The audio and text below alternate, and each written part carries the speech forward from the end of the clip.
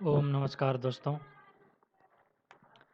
संस्कृतम नः गौरवम नामक इस यूट्यूब चैनल में आप सभी का हार्दिक स्वागत है। मैं आचार्य अर्जुन प्रतिदिन के भांति ही आज भी हम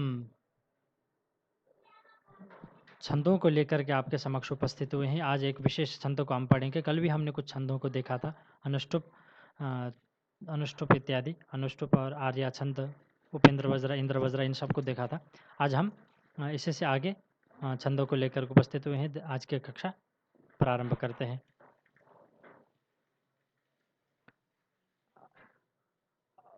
कल जो इंद्र वज्रा और उपेंद्र वज्रा हमने किया था उसको हम थोड़ा थोड़ा देखते हुए आगे आज चलेंगे, क्योंकि आज हम जिस छंदों को कर रहे हैं उसके लिए इंद्र वज्रा और उपेंद्र वज्रा को अच्छे प्रकार से समझना बहुत आवश्यक है। इसलिए इंद्र वज्रा और उपेंद्र वज्रा का आज दोबारा हम थोड़े थोड़े उसके दिग्दर्शन करेंगे। उसके बाद आज के जो छंद है, उपजाति छंद है, उसके बारे में आज हम देखेंगे। तो इंद्र वज्रा देख लेते हैं। ये सब कल देख चुके हैं। सामान्य मेन जो चीज़ देख लेते हैं, उसका लक्षण इस प्रकार से है कि स्यादिंद्र वज्रा यदि तऊ जगऊगः। यदि जिस छंद में दो तगण, एक जगण और दो गुरु वर्ण हो, इसी क्रम से तगण, दो तगण, जगण और गुरु गुरु, इस क्रम से यदि आए तो उसको हम इंद्र वज्रा ऐसा कहना चाहिए। तो इसका लक्षण में, उदाहरण में हम देख सकते हैं। इसी जो लक्षण है उदाहरण भी है इसका। तो इसलिए इसी छंद जो श्लोक है, स्यादिंद्र वज्रा यदि तो जगऊगः, ये लक्षण है। इसी को हम इसमें घटा के देखेंगे। स्यादिंद्र, इसमें क्या है, पहले तगण बोला है, तो तगण में क्या होता है, ताराज। ताराज मतलब दो आदि के दो गुरु और अंत के एक लघु। तो स्या में आकार गुरु है, ई जो है ये भी गुरु है क्योंकि न और द का संयोग है, और दकारोत्तर सॉरी रेफोत्तरवर्ती आकार ये लघु है, इसलिए ये तगण हो गया। तो स्पष्ट है आपको। वज्राय, इसमें भी देख सकते हैं, यह भी तगण है। व में आकार है, ये भी गुरु है क्योंकि ज और रेफ का संयोग है, और ज वैसे गुरु है, ये लघु है, तो ये वज्राय इस प्रकार से हो गया। दितौजा, ये जगण होना चाहिए। जगण में ज भान ऐसा रहता है, ज भान लघु गुरु फिर लघु। तो इसी प्रकार दी एक लघु है, तौ ये गुरु हो गया और ज ये लघु हो गया, तो ये जगण इस प्रकार से। और गौ गह, ये दोनों अंतिम वाला गुरु होना चाहिए। तो गौ ये गुरु है और गह ये विसर्गांत होने कारण ये भी गुरु है। इस प्रकार से ये यदि तऊ जगऊ गह, ये इंद्र वज्रा हो गया। तो इंद्र वज्रा का हमें क्या देखना है कि दो तगण, प्रारंभ में दो तगण, फिर जगण, फिर दो गुरु, इस प्रकार से इसका क्रम रहता है। तो इसका उदाहरण देख सकते हैं कि विद्या विवादाय धनम मदाय शक्ति ही परेशान परपीडनाय दुष्टस्य साधो विपरीतमेतत् ज्ञानाय दानाय च रक्षणाय। इस प्रकार से ये पूरा हो जाता है। ठीक है, तो इसी प्रकार से आगे हम देख सकते हैं इसको। इंद्र वज्र आपको समझ में आ गया होगा, कल भी देखा था, आज भी थोड़ा सा उसका हमने आवृत्ति की है। प्रारंभ में दो तगण, फिर जगण, फिर दो गुरु, इस क्रम से इंद्र वज्रा छंद होता है। तो इसी प्रकार से हम आगे देखते हैं। उपेंद्र वज्रा, उपेंद्र वज्रा वृत्तम को समझने के लिए कल भी हम इसको देख चुके हैं और आज उसको थोड़ा सा और उसका देख लेते हैं। ये सब तो कल हो चुका है, मेन जो है उसी में देखेंगे। लक्षण उपेंद्र वज्रा जतजाह ततो गौ। जो उपेंद्र वज्रा है उसमें जैसे इंद्र वज्रा में क्या था, पहले दो तगण थे, बाद में एक जगण, उसके बाद दो गुरु थे। तो इसमें क्या है कि पहले जो तगण है उसके स्थान पर केवल जगण में इतना ही परिवर्तन है, बाकी सेम है। उसी की तरह इंद्र वज्रा की तरह प्रारंभ में एक जगण आ गया है, तगण के स्थान पर जगण। तो इसको भी देख लेते हैं, लक्षण के साथ देख लेते हैं। उपेंद्र, लक्षण का जो श्लोक है उसी को देख लेते हैं। उपेंद्र, उपेंद्र क्या है, उ ये लघु है, पे में पे पकारोत्तरवर्ती एकार है, ये गुरु है, और द्र रेफोत्तरवर्ती आकार ये लघु है, तो जगण हो गया। पहले ज त जाहा बोला, जगण तगण फिर जगण, फिर उसके बाद गौ, गौ मतलब दो गुरु, गश्च गश्च गौ, इस प्रकार से ग मतलब गुरु। तो उपेंद्र में जगण हो गया प्रारंभ में। फिर तगण में देखिए वज्राय, पीछे भी देख चुके हैं, वज्राज, तो ये भी गुरु है क्योंकि वह में आकार जो है वह रेफ और जकार के संयोग के कारण ये गुरु हो गया, गुरु। और जा में आकार है, ये द्रा जो आकार है ये दीर्घम जैसे दीर्घ है, तो दीर्घ की गुरु संज्ञा है, और ये लघु है ज, तो ये तगण हो गया, गुरु गुरु लघु। उसी प्रकार से फिर से आप जगण देखेंगे, त जा हत, ये आपके जगण हो गया, लघु गुरु लघु, और दो उसमें गौ, त में तो और गौ दोनों गुरु हैं। तो इस प्रकार से आपका उपेंद्र वज्रा भी छंद हो जाता है। कि उपेंद्र वज्रा जतजाह ततो गौ, इस प्रकार। इसका उदाहरण आप देख सकते हैं, त्वमेव माता च पिता त्वमेव, त्वमेव बंधुश्च सखा त्वमेव, त्वमेव विद्या द्रविणम त्वमेव, त्वमेव सर्वम मम देव देव। तो इसको आप इस प्रकार से घटा सकते हैं, इसे उपेंद्र वज्रा का ही ये उदाहरण है। तो ये दो ये छंद स्पष्ट हो गया हो तो हम आगे इससे अगला छंद को देखते हैं, उपजाति छंद। तो उपजाति छंद, उपजाति छंद, उपजाति छंदों को देखते हैं कि उपजाति छंद वैदिक छंद त्रिष्टुप का ही विस्तार है। ये भी वैदिक छंद त्रिष्टुप का विस्तार है, क्योंकि इंद्र वज्रा रूपेंद्र वज्रा का ये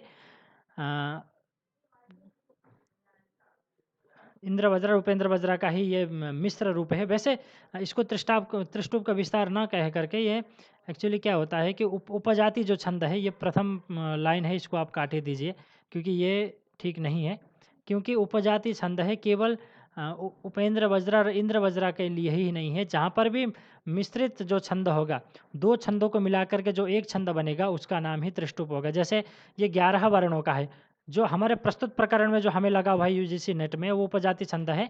ये इंद्र वज्रा और उपेंद्र वज्रा का ही जो इंद्र वज्रा उपेंद्र वज्रा का ही संयुक्त जो मिश्रित जो छंद है वही है इसमें। परंतु इसी प्रकार से अन्य भी इसमें बनते हैं। जैसे 12 वर्णों का एक छंद है वंशस्थ छंद और इंद्र वंशा छंद, ये दोनों को मिला करके वो उपजाति छंद बनता है।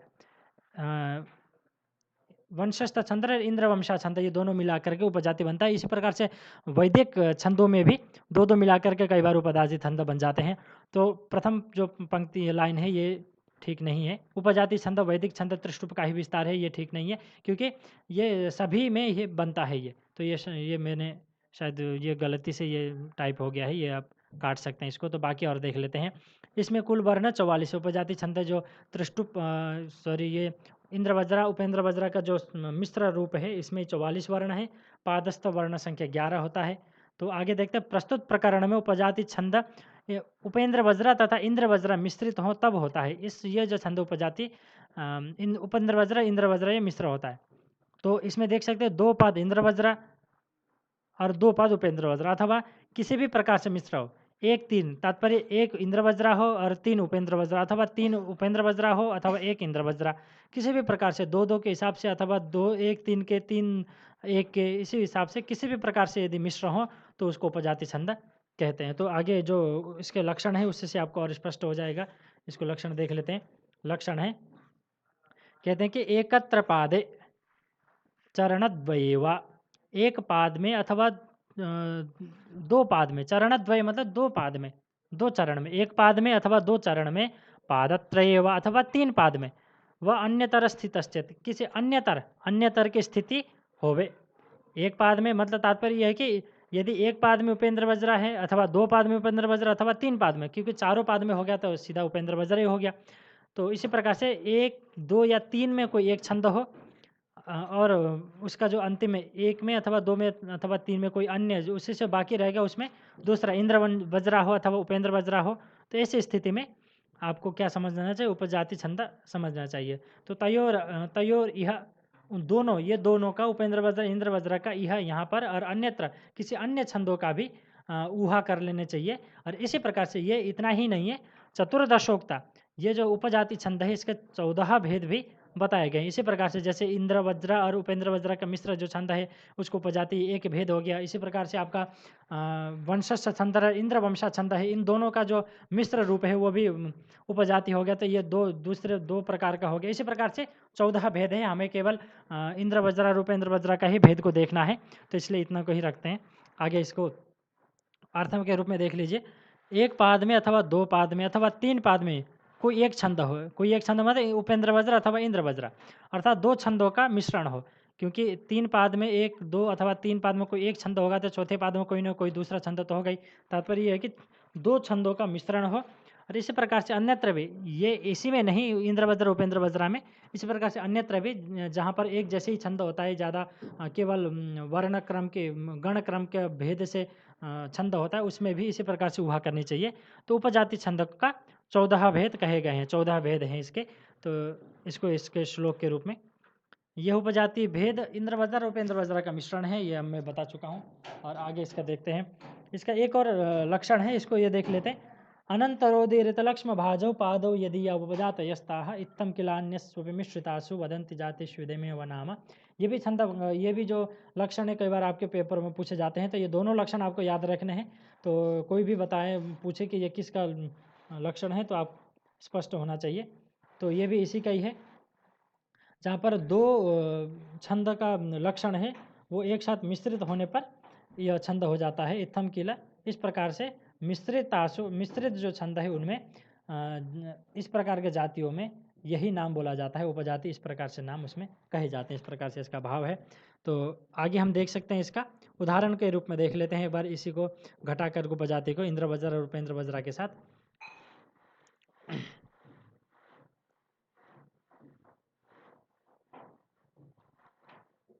तो उदाहरण के रूप में इस श्लोक को जो ऊपर दिया था, इस श्लोक को देख लेते हैं। एकत्र पादे चरणद्वयेव पादत्रयवान्यतर स्थितश्चेत तयोरिहान्यत्र तथोहनीया ततोर्दशोक्तो बजाति भेदा। ये जो लक्षण है इसी को हम उदाहरण के रूप में भी हम यहाँ देख लेते हैं।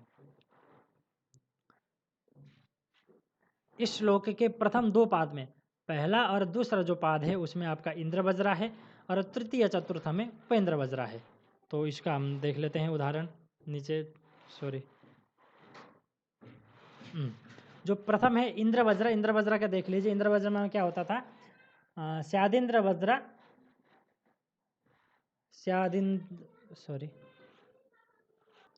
तो यह प्रथम द्वितीय जो पाद है ये इंद्र वज्रा का है।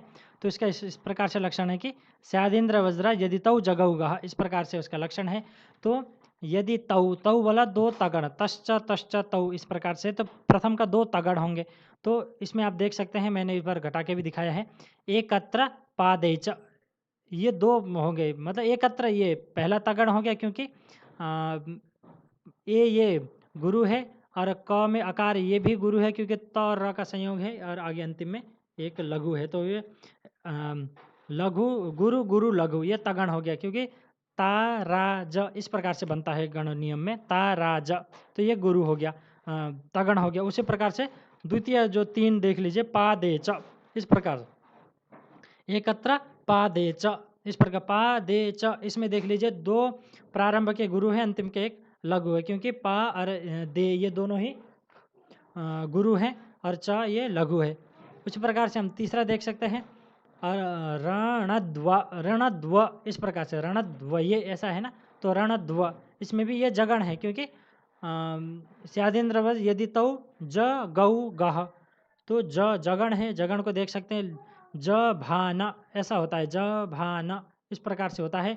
तो लघु गुरु लघु, तो रणद्वा में भी देख लीजिए, र एक लघु है, ण में जो आकार है द और व का संयोग से ये गुरु हो गया और अंतिम में वो वकार आपका लघु है, तो जगण इस प्रकार से हो गया। और अंतिम में दो गुरु बताया था, ये और वा, ये दो गुरु हो गए। तो स्पष्ट दिखाई दे रहा, गुरु गुरु ऐसा चिन्ह भी दिया हुआ उसमें। और दूसरा बात देख लीजिए, पादत्र, पादत्र ये भी तगण हो गया। कैसे, पा में आकार गुरु है और द में आकार जो है रेफा और तकार का संयोग के कारण ये भी गुरु है और अंतिम में ये लघु है, तो तगण हो गया गुरु गुरु लघु। और दूसरा देख लिए, ये वान्य इस प्रकार से है, ये भी तगण है। तगण में किस प्रकार से कि ये वा ये दोनों गुरु है और यकार उत्तरवर्ती आकार ये लघु होने कारण गुरु गुरु लघु ये तगण हो गया।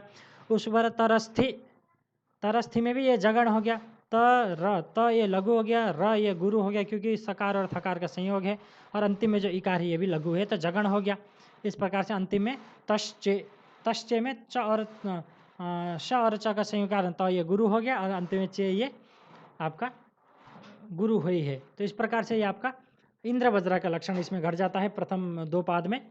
एकत्र पादे चरणद्वयेवा पादत्रयवान्यतर स्थितश्चेत, इस प्रकार से आपका ये इंद्र वज्रा का लक्षण हो जाता है। उसी प्रकार से हम ये देख सकते हैं, उपेंद्र वज्रा का लक्षण भी देख लीजिए। उपेंद्र वज्रा का किस प्रकार से लक्षण होता है,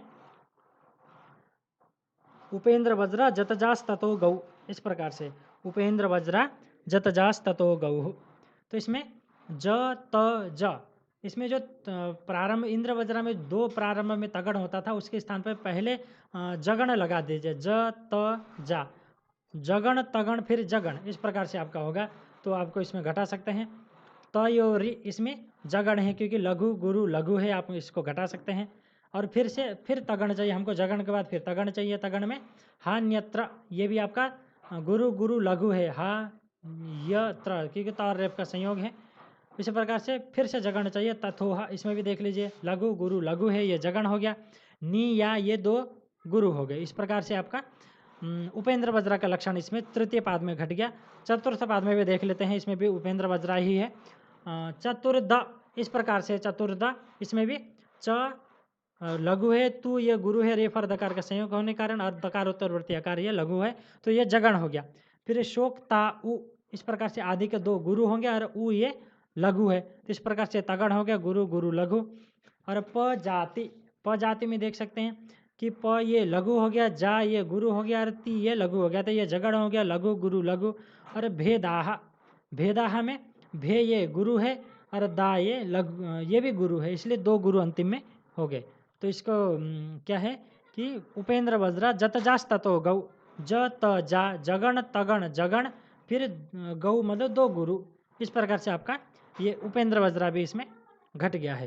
तो इस प्रकार से ये जो श्लोक है, एकत्र पादे चरणद्वये वा पादत्रयवान्यतरस्थितश्चेत तयोरिहान्यत्र तथोहनीया चतुर्दशोक्ता उपजाति भेदाः, ये आपका उपजाति का उदाहरण भी और लक्षण भी है। तो इसको आप अच्छे प्रकार से देख सकते हैं, स्क्रीनशॉट लेकर के इसको देख सकते हैं। और बाकी इसमें उदाहरण के लिए भी मैंने एक श्लोक दिया है, तो आप इसको देख करके आप अपना अभ्यास कर सकते हैं, किस में कहाँ कहाँ पर कौन कौन से ये किस किस पाद में इंद्र वज्रा है, किस किस पाद में उपेंद्र वज्रा है, आप इसको देख करके अभ्यास कर सकते हैं। उपजाति का ही ये श्लोक है। श्लोक इस प्रकार से है कि खादन न गच्छामि हसन न जल्पे गतम न शोचामि कृतम न मन्ये द्वाभ्याम तृतीयो न भवामि राजन किम कारणम भोज भवामि मूर्खः। तो इसका इस प्रकार से है, इसका देख सकते हैं ये किस किस प्रकार से कहाँ पर कौन से लाइन में इंद्र वज्रा है, कौन से लाइन में उपेंद्र वज्रा है। इसका श्लोक का अर्थ तो आपको स्पष्ट ही होगा कि खादन न गच्छामि हसन न जल्पे गतम न शोचामि कृतम न मन्ये द्वाभ्याम तृतीयो न भवामि राजन किम कारणम भोज भवामि मूर्ख। इस प्रकार से श्लोक है। इसका सामान्य अर्थ बता देता हूँ आपको कि खाते हुए तो मैं चलता नहीं और बात करते हुए मैं हंसता नहीं, और जो पीछे बीत चुका है उसको सोच सोच करके मैं शोक नहीं करता, और किसी को ऊपर उपकार कर देने पर उसको बार बार जाके कहता नहीं, मतलब श्लाघा नहीं करता। और द्वाभ्याम तृतीयो न भवामि राजन, और जब दो व्यक्ति इकट्ठे बात कर रहे हो तो तीसरा व्यक्ति बीच में जाके टपकता नहीं हूँ मैं, तो किस लिए हे राजा भोज ये आप मुझे मूर्ख कह रहे हैं। तो इसमें एक कहानी है, तो ये आप कहानी आपको बाद में बताएंगे। तो ये ऐसा इस प्रकार से इसका अर्थ है। तो आप सभी का बहुत बहुत धन्यवाद। आशा है आपको ये पाठ समझ में आया होगा। एक ही छंद को रखा क्योंकि धीरे धीरे चलने से आपको ज़्यादा स्पष्ट हो जाएगा। उपजाति छंद आपको बिल्कुल स्पष्ट हो गया होगा क्योंकि सारा अच्छे प्रकार से इसमें दे दिया गया है, और एक एक इसको उदाहरण को घटा कर भी दिखाया है, और एक उदाहरण है आपके लिए भी कार्य के रूप में। आप इसको देख करके आप अभ्यास कर सकते हैं। इंद्र वज्रा, उपेंद्र वज्रा और उपजाति, ये 3 छंद आपके हो गए आज। वैसे 2 छंद तो पहले हो चुके थे, पर उसको भी हमने दोबारा से थोड़ा सा आवृत्ति करके इसको पूरा किया। आप सभी का बहुत बहुत धन्यवाद। आज का कक्षा को यहीं समाप्त करते हैं। ओम शांति शांति शांति।